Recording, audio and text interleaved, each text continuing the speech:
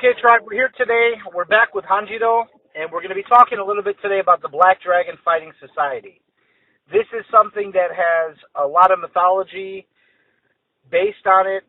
The name is very controversial, and depending on who you ask, you may get a bunch of different answers as to what it is and who's involved with it.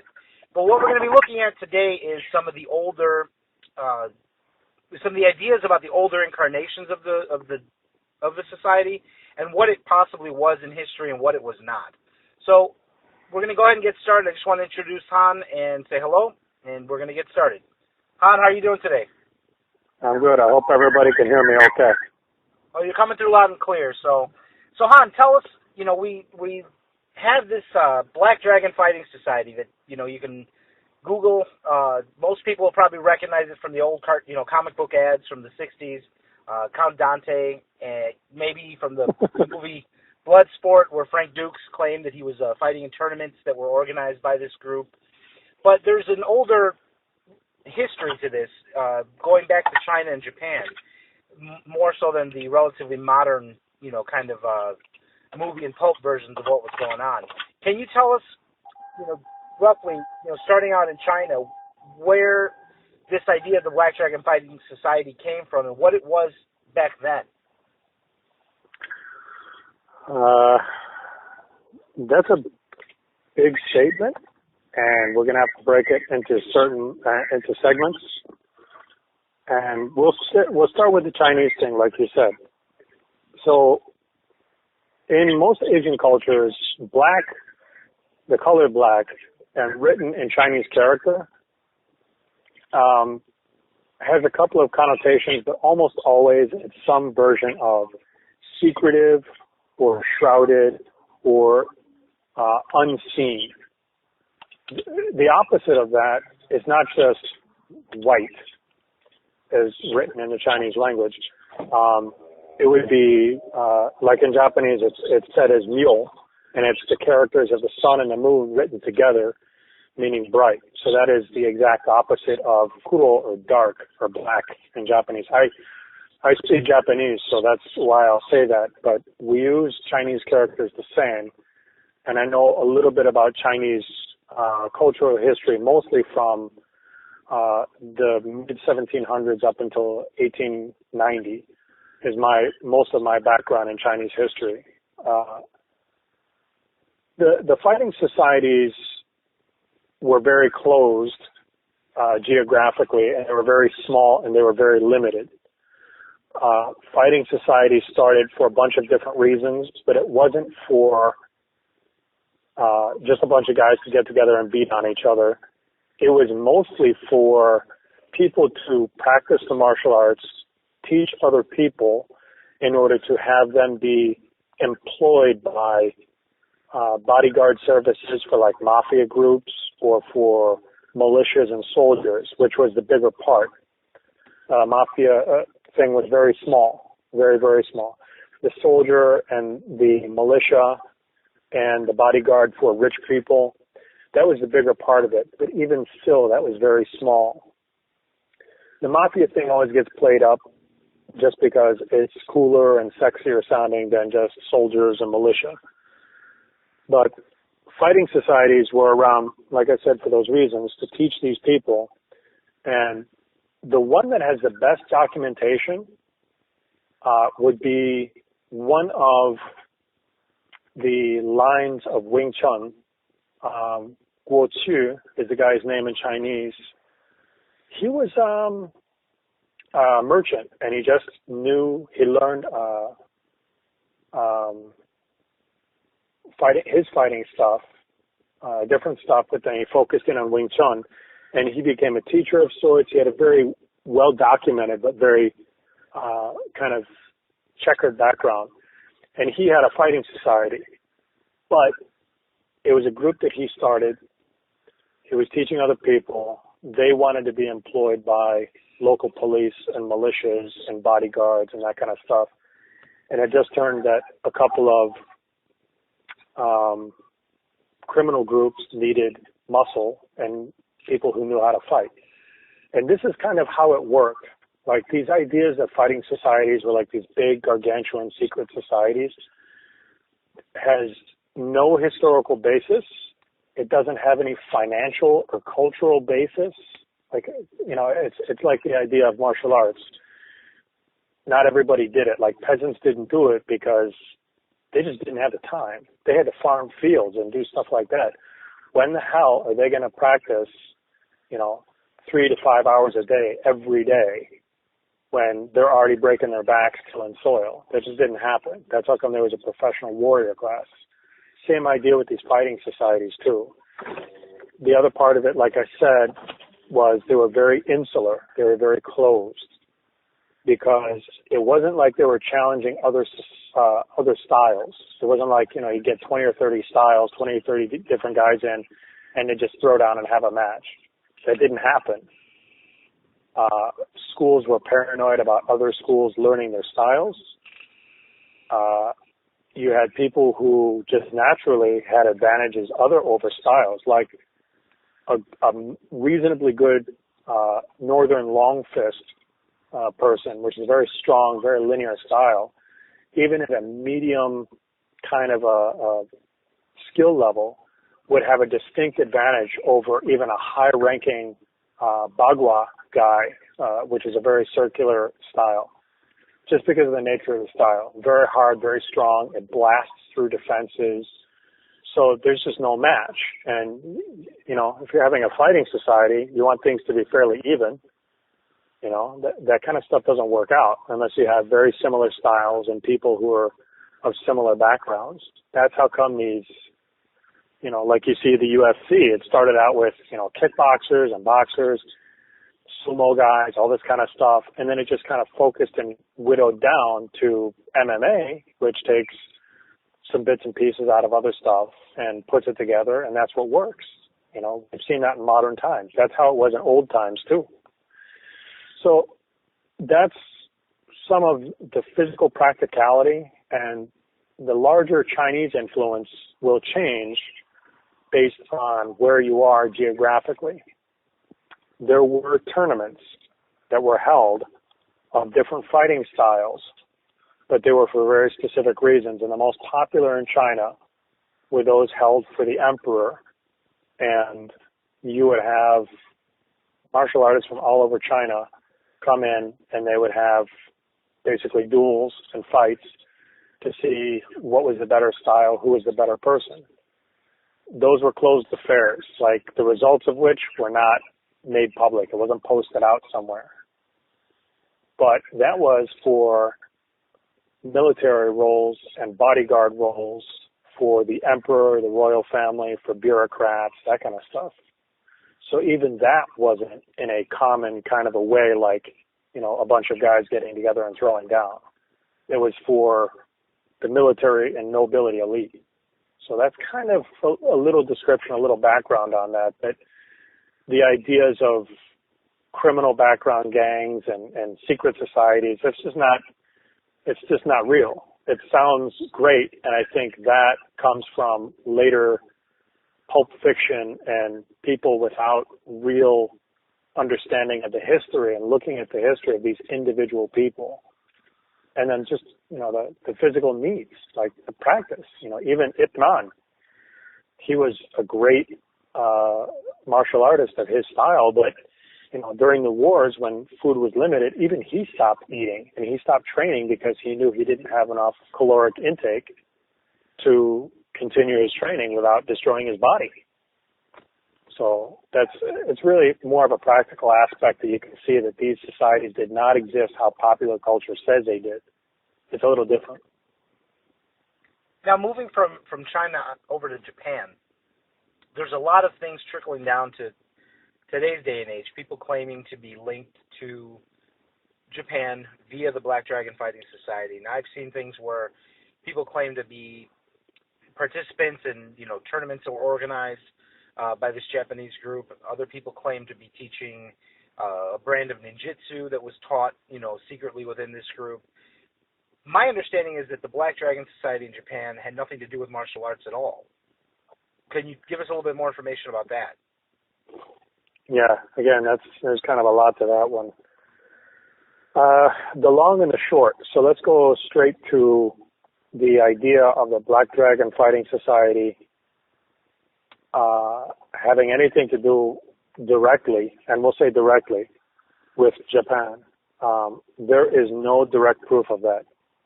Now, there is Black Dragon Society, and in that writing of that name, there is no mention of fighting. There is Black Dragon Kokutai, or main body or society. Now, let's just take the characters that are written. Black is pretty self-explanatory. Dragon, same thing. That kind of stuff is very directly translatable. The last character for it, and even still there's some debate as to what character is being used, does not mean an open society. It means a federation. And not like and there's lots of different ways of saying federation. The one that's used, and I'll say where, is more of a group, it's hard to say in English, it's more of a closed group.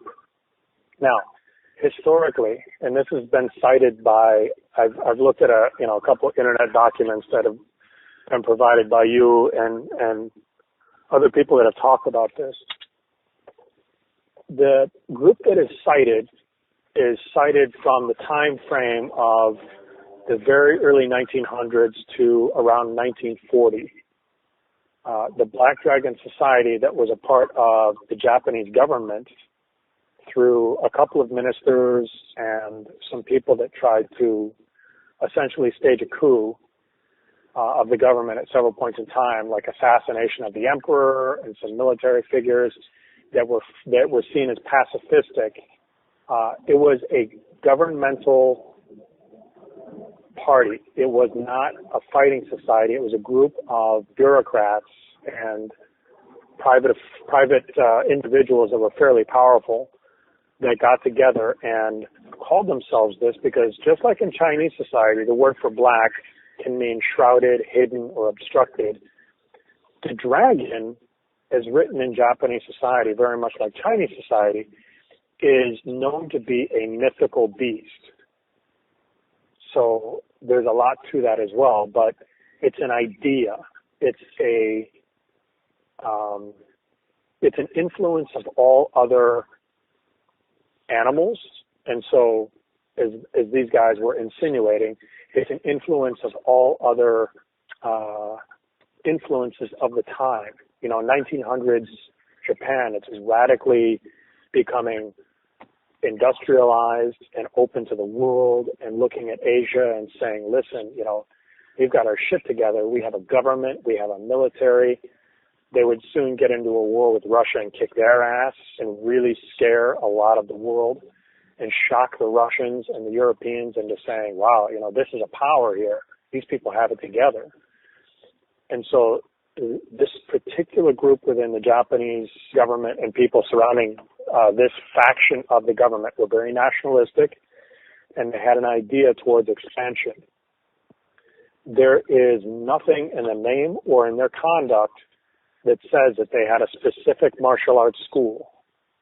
Now, all of these men came from educated families, or they became educated themselves, and some of them, not all of them, and this is a big point, came from samurai lineage or of nobility lineage, and that means that they had schooling in some kind of martial arts. There was one individual, and I won't cite specifics of names, but I can always be contacted for that information, studied one particular school, and that would be Shinden Muzoryu, which is a Jojutsu school. This school has the notoriety of having somebody fight Miyamoto Musashi and losing, and having documented it too. But he survived. Musashi left him alive, or this guy escaped with his neck, where a lot of other guys didn't. This guy studied this particular school, but he didn't say that everybody within this group had to learn this school. And there were a couple of other guys that studied other martial arts. But again, it wasn't something that everybody within the federation or society had to learn. This was, like I said, a political thing. and it was centered around Japanese nationalism at the time. And there were, like I said, some darker aspects of it where these guys got together and tried to play power brokers and change the government towards a nationalistic agenda and expansionist, like taking over parts of Manchuria, taking over parts of Korea, establishing a puppet state in Mongolia. There are links to these things through this party, but there is no link verifiable of a systematized fighting method or of groups of guys getting together to have these no-holds-barred fighting contests. And within Japanese martial arts, that's just not done. You know, there weren't melees of guys from different styles getting together, especially in an unarmed fashion, to throw down. No matter what anybody says, unarmed Japanese martial arts are a fairly new thing. Weapons were practiced way longer than unarmed fighting arts because, one, it was the military nobility and the military class that were practicing martial arts that was their trade. And two, if you're practicing to go into war, you're not practicing to go into war and be unarmed. You have a weapon, even if you got to pick it off the dead guy on the ground, so you'll be the most effective. You know, it's like taking a knife to a gunfight, you know, going unarmed into or becoming unarmed in a fight where you got, 1,000 people around you and they're all wielding weapons. You're going to pick up a weapon. So you learn how to use a weapon and not waste your time with unarmed stuff. Unarmed techniques became more refined later on in the 16 and 1700s when larger portions of the population were not walking around with weapons. And politically, you had to deal with people that sometimes would try and, stamp you with something or swing at you, and maybe they're a higher rank than you, and you have to deal with them and not permanently injure them.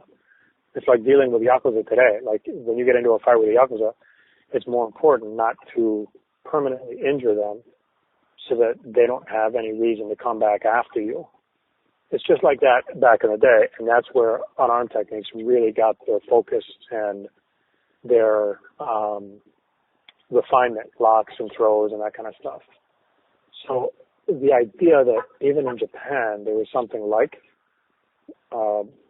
has been said in popular culture about these guys getting together and having fighting groups, that didn't happen. Mostly for the same reasons like the Chinese, but also socially, like Japanese never had that as a part of their history. Even the criminal gangs like the Yakuza, they never did that historically. They never had a bunch of the guys get together and throw down. The reason why they would do that is for gambling. And so, serious fighters would not participate in that kind of thing. And as far as the name, Black Dragon Fighting Society, does not exist within the Japanese systems or things that are recognized. Black Dragon Society does exist, but like I said, black meaning shrouded, dragon meaning, the noble animal that is of man's creation. Basically meaning like this is a social thing, or this is a political thing. If they were tigers, if there was tiger in the name, that would be more martial. Like you had fighting squadrons within World War II that had, tiger in their name or those kinds of things, because that animal was recognized within the culture as a fierce fighting animal, not the dragon. The dragon is always seen as mythical and not a symbol of physical martial strength, but of spiritual or religious kind of strength. So it's a different thing. Now, Han, let me ask you, what would you say to people that would make the old argument, well, it's a secret society. That's why there was no records of it. That's why nobody knew about it, because it was a secret. I mean, even though you could find it, in 30 seconds on Google today, but according to them, it was this, secretive thing, just like the myriad of other ninjutsu schools out there and things were so secretive, everybody forgot to mention them anywhere. What are your thoughts on that? Well, there's two sides. I look at it two ways. From me as a martial artist, I've had the chance to study a lot of schools that people say are passed down into, I was given this secret school. And I've always said, okay, that's great. And with every teacher that I've had, I've challenged them. Like I have said, in all due respect, and this is done to have them prove to me their worth, because I am going to dedicate, my body, my blood, and my time to them. So I would say, you need to prove to me that you're worth it. And I've fought two of my teachers. One of them, I just followed him because he was obviously extraordinarily skilled. And by that time, I knew how to find that out. I still put that to this day. I accept challenges. I accept duels. And the rule is 3, bamboo, wood, or steel. You choose bamboo, it's going to sting. Wood, you could break some bones. Steel, somebody's going to leave horizontally, and there needs to be a second. People who say that they have these cool schools that they're the single inheritor of, that kind of thing didn't even happen in antiquity. There was no one person. There was always more than one person. So for that to happen now probably is not true, not correct, especially in America. In Japan, it might be. I've seen stuff that's close to that, but even still, these long, far-fetched schools, there's many schools that die out. Like literally, there is no one person that is the head of the school that knows all the techniques. And there's a bunch of students that may know the techniques, or even somebody just finds a scroll with a boatload of techniques from the school and they say, I'm going to resurrect this school. That kind of stuff happens all the time. But, the merit is in, for me, the merit is in how it works. Now, the other part of it, where a person says that for financial gain or whatever else, that they're secret schools, and that's how come we don't have any of that information. Every secret has a paper trail, every one of them. And sometimes it's not on Google. That's normal. But with the Chinese background, I've lived in a couple of major U.S. cities, one of them being Chicago, and I've talked with several people who are longtime residents of the Chinatown down there. And there were a couple of secret societies, but there was none that organized fights. That was too dangerous. Jane Lee, who is an older, she's Cantonese. She lived in Hong Kong, and then she came to the U.S. in, I think, 52. I talked with her about 5 or 10 years ago about this kind of stuff, and she said she personally knew of Chinese gangsters, and some of them from mainland China and some of them from Hong Kong. And they had fights over there, but it was more for gambling. And secret societies were established within schools, not pan schools. You know what I mean? It's like within a Shaolin school, they'll have a secret society. Or within, a Wudang school or a Taoist school, they'll have a secret society. But not one big society where they throw down a shindig and have a bunch of different styles get together. That just wasn't done. And then with the Japanese, same thing.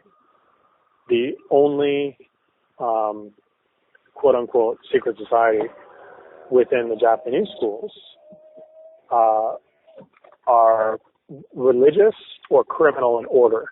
And the criminals do not have people who study their martial arts for a long period of time just to serve criminal underworlds. That just doesn't happen. And within the martial artists, or actually the religious, you never hear about it. Like, these people do not fight. They're not a part of the outside world. They are things that we will never know about. And like, for somebody to even say that it's a secret society, but now I'm sharing these things, they would probably not live very long. Like, I've known one individual that I talked to in southern Japan who was a part of a religious order that was very secretive. And the punishment for talking is death. Like, that's it, hands down. But even that is extraordinarily rare, and that doesn't exist in the U.S. There's, like I said, there's more, secret societies of pedophilia and all that crazy, nasty crap than there is, fighting societies, and the most of those things are not based in any reality of history. These are modern constructs by people who are influenced by, Pulp Fiction, like the stories of Count Dante from the 50s and 60s, or they watched too much Kung Fu in, the 1970s, that kind of stuff. Now, Han, let me ask you, talking about, what is extremely rare, and something that I always found suspect was, and helped me to understand culturally, because the foreign culture is not, the culture of China and Japan is not my forte. I always found it suspect that these heads of these, ultra secretive schools, the single inheritor of these societies or these schools of fighting from other countries happen to always be like these middle-aged white guys, just kind of hanging out in the United States, kind of came out of nowhere, no real documented training from anywhere. I understand that times are different now, and times are different now, but historically, would Japanese or Chinese, instructors and practitioners be turning over their schools to, Westerners in that way? Yeah, that's a good question. Generally speaking, no. No, it's very unusual. Like, I had a good friend, he's a student of Yoshinryu Jiu-Jitsu, and I studied that school and a couple variations of it. And he's studying under Inoue Sensei, pretty well known in Japan. All this can be documented. And he was told very early on, he's definitely the strongest, physically most talented person. He will not be the next head of that school. And even I talk with some of the guys, what they call the ex-cons, like the Bujinkan, Genbukan, Jinenkan. Like one of Tanamura's top guys, well, two of them are white guys. One of them's an Israeli and the other one's a Scot. They will not be the next head. He also has a son. That's probably why. But then within the Bujinkan, they have a lot of high-ranking non-Japanese, and the Bujinkan is not well regarded within Japan. But they are dealing with an internal power struggle right now, and it looks as if even guys who have been training only for, maybe a decade, which is a blink of an eye in some of these systems, will be the next head, and not these, non-Japanese guys who are way further along and stronger, but they're just not Japanese. That's very unlikely and not ready to happen. There are some exceptions, though.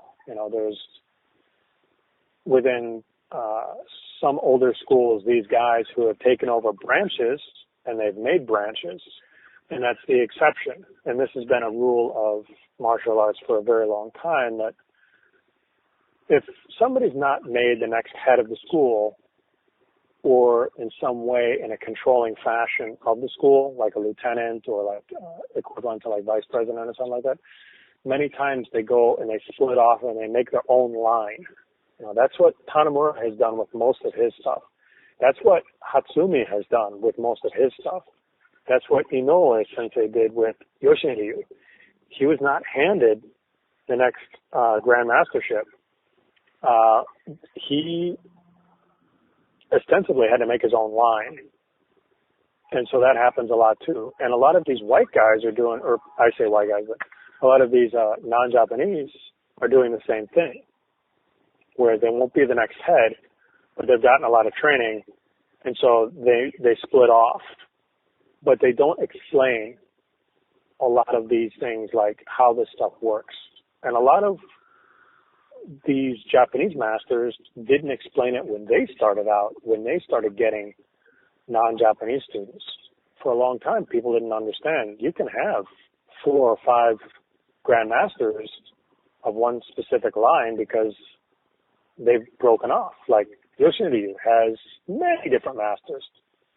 And within one specific school called Takagi Yoshinryu, which is different, you've got 3 different guys claiming masterships of something that's pretty much the same thing because they've made their own lines and made them slightly different.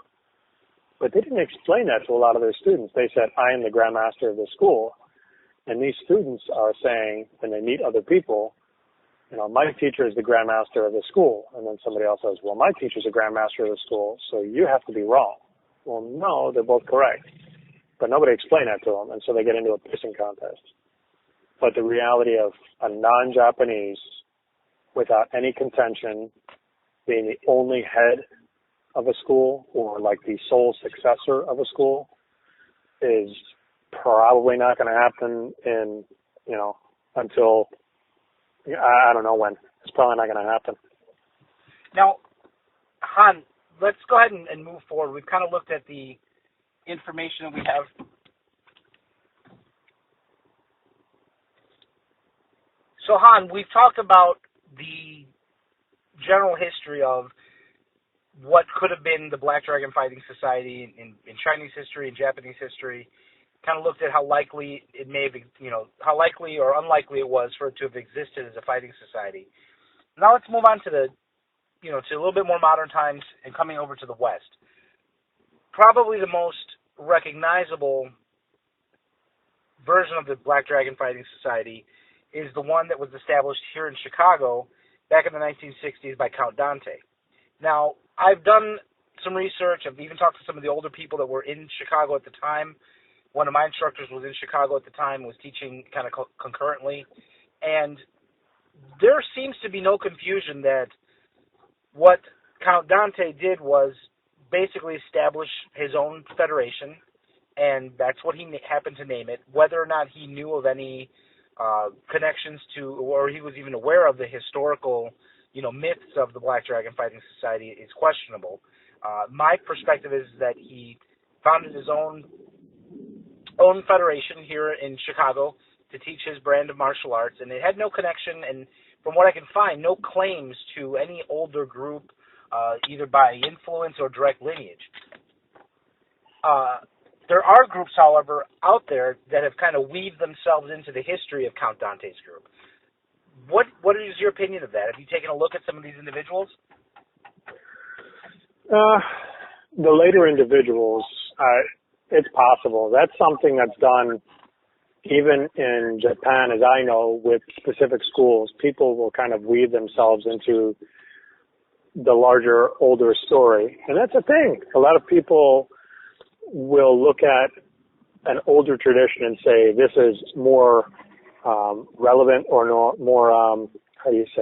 more credible because it has, whatever amount of hundreds of years of history behind it.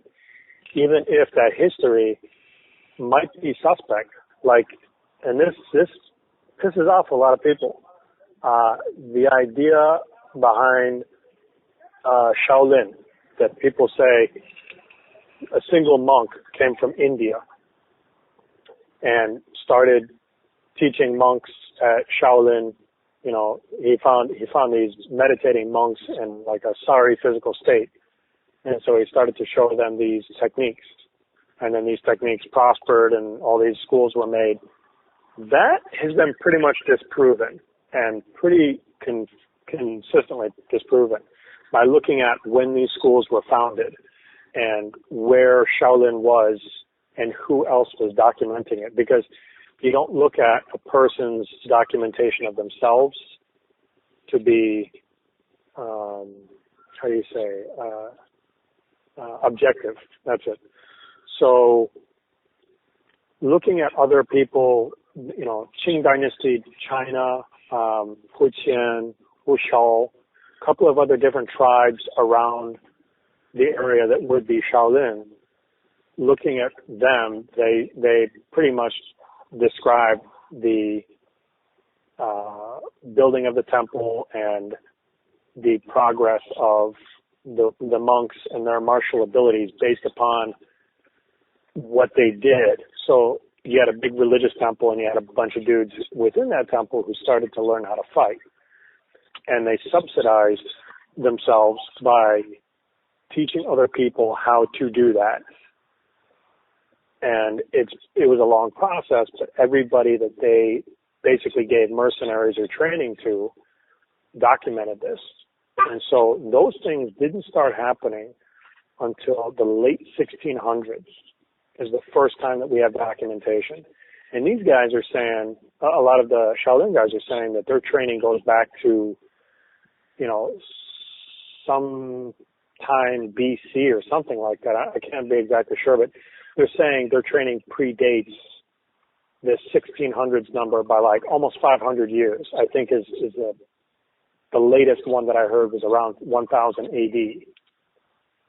So you're telling me for 500 years, these guys are training and fighting and not sending out any persons to train other people, and they're not sending out monks as mercenaries to fight for anyone. But then come the 1600s, holy crap, these guys say, this is a great racket, let's get into it. No, there was warfare and more vicious warfare, from BC all the way up until 1200 when you had the Mongols. Hell, if they were around, why wouldn't they have fought off the Mongols? They didn't do that. So, that's why I'm saying records of other people give a great observation. And this thing in the West, it's nothing different than what's already happened. So let's look at who we're talking about. We're talking about basically non-Asians right now. Like Count Dantes was a white guy, as far as I can see from photos. And ironically, the name itself, Count Dantes, this guy Keenan or whatever his name is, he's an Irish last name. He took the name Count Dantes, and somebody in that online thing, that online document that I saw, say that the name Dantes is Italian, and it came from the Count Dantes from the Count of Monte Cristo. Well, take a step back. I read the Count of Monte Cristo in French. The guy's name, the protagonist's name, is Edmond Dantes, and he takes the name the Count of Monte Cristo, and he doesn't ever call himself Count Dantes. No one does in the book. He is the Count of Monte Cristo, among a bunch of other characters, because he does some cool parading around as different people. But he never refers to himself, and he's never referred to as Count Dantes. He's referred to as Edmond Dantes, and then he fakes his own death from jail and becomes the Count of Monte Cristo. So whoever is telling this tale, including Count Dantes himself, never read the Count of Monte Cristo or didn't get it right. And whoever in that document said it was an Italian concoction, the name Dantes very, very clearly is not Italian. It's French, and it's actually Southern French. It's Catalonian. So hats off to Alexandre Dumas. He's one of my favorite French authors. But back to this thing here in America, the whole Japanese society part of it, the history and everything else, would not have been known until late in the 1970s. The history of that ultra-nationalist party was not well known until after World War II, when people who were administrators and working within that government were being tried and hung and shot, that these guys were saying what really happened. So that entire side of things was not known. And the guys who, quote unquote, came to America were in internment camps until 45, 46, some of them even until 47. And Japanese, after that point, were not allowed to own land or property. And in some places, not until 1970. And so the idea that these guys were kind of bouncing around the U.S. and teaching people, no way. They were still pissed off, smarting, fearful from the U.S. government taking a bunch of these people who are U.S. citizens or, ise, first generation or second generation Japanese American citizens, and chucking them into camps. The idea that they were teaching non-Japanese any of this stuff, not even close. There's guys even out on the West Coast, Don Angier, is one guy, who have been proven to pretty much make up their systems based off of seeing little snippets of other systems or parts of Aikido that have been proven to be false. And these guys actually had some exposure. Within the Chicago area, and I've talked to several Japanese elders in the area, they would not have taught openly. Hell, they still don't teach very openly. Several of the Japanese martial arts that are based here. So the likelihood that people were taught in Chicago and the Midwest, not likely, from my own perspective, from my own looking into it. I talked about the Japanese history pretty much not being known. The Chinese history, same thing, not really known. There were more immigrants of Chinese extraction coming to the U.S., but they were not a part of criminal gangs and that kind of stuff. Those guys were still able to fight communism and deal with that until the Cultural Revolution really got kicked off in the 50s. And that's when you saw mass migrations of the criminal element. Until that time, China was still, this big rotting carcass that carrion feeders were taken off of, and the criminal element was the same. Easy pickings. You had pretty much lawlessness all over the country, massive famines, large tracts of land that were coming and going, huge amounts of people in cities that couldn't take care of themselves and needed assistance, so they'd go to, when they didn't have family, to the criminal gangs. So the history of fighting societies at that time, they wouldn't have had any financial backing. They wouldn't have had any way to support themselves unless they were part of a criminal underworld. And then if they were part of a criminal underworld, they wouldn't have had the time to focus just on their fighting. And then they would be too worried about having these big symposiums to get together and fight unless it was for gambling reasons. And then, like I said, no respectable fighter would fight just for a pile of money thrown on a table. So that's, without the history being known, then all you're left with is just pulp fiction. These like kung fu television series and stories of, these secret Chinese societies and all that stuff. And at the time, stories from Britain were coming back with U.S. soldiers and U.S. soldiers again after World War II coming back and talking about, these criminal elements and all that stuff. The word thug comes from Thugee, which was an Indian cult from Kali. And these guys, they were killing people. They were using, a cloth with some coins in it and strangling and killing whole, companies of men and, burying their bodies and taking the riches. And these kinds of stories were feeding pulp fiction and magazines and comics and that. And then stories of Chinese fighters and Japanese fighters coming back, and they're making all these stories, which the majority of them don't have a whole lot of real support, but they make great copy. I mean, hell, I'm more interested in that stuff than some of these stories about, political intrigue and really kind of boring shit. But, the real history is tough to know, but once you check it out, it's actually more interesting. But these guys just didn't have access to it. And that just lends more credence that Dante was working independently with his organization. That there is no link back to any of these other groups in any shape or form. Yeah, that's exactly right. But the better aspect, the better explanation of that is that even in France, because France at the time had colonies in Southeast Asia, they had guys coming back with stories of, Malaysian, Vietnamese, Southeast Asian fighters and some of the ritualistic stuff that they did. And so they had their stories about fighting societies in Southeast Asia. And they had guys coming back and making martial arts, Savat being one, looking at these guys in Thailand and Burma who are kickboxing, national pride and all of that.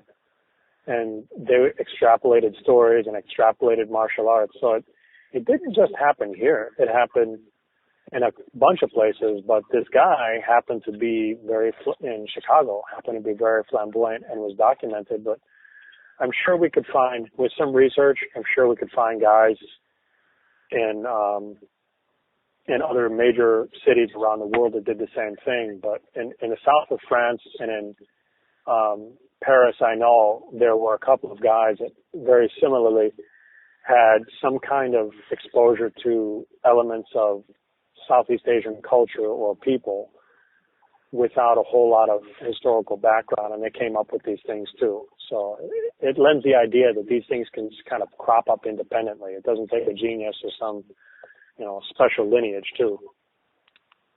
Right.